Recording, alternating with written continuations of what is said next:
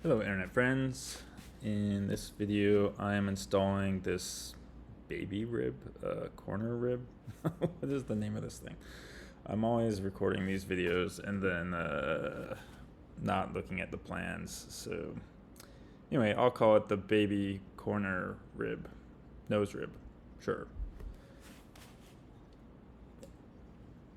One thing I should have done differently is there's a hole in this rib where it's for when they do the hydroforming, but basically you just need to put something in the hole to seal it.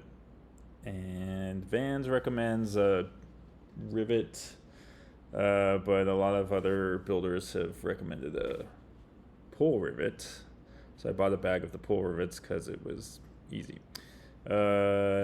I would recommend sealing that before you install this rib, because that would help you a lot. And that's not what I did. It turned out fine though. I don't think it's in this video, but I was able to seal it. But once you install the other ribs, then you don't have a lot of room to get to maneuver the pull rivet gun. Rivet gun? It's not really a gun. Pull rivet device. Yeah, no, I'm not sure what it's called. Anyway, this is one of the important ribs to make sure that you have a nice fillet of sealant on. In my other previous tank that I built, I completely missed one of the notches in it. And when I went to do the water test, water just started pouring out, and I was like, how could I have possibly missed that? But now, no worries. This definitely has a nice wide fillet of sealant.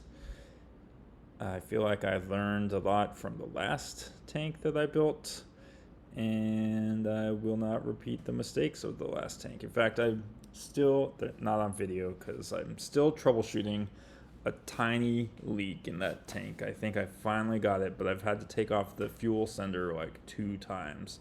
Like in the very top corner, there's a tiny pinhole that I finally think I got to. So, yay. The easiest way to build a fuel tank is do it right the first time. That's probably good advice for anything.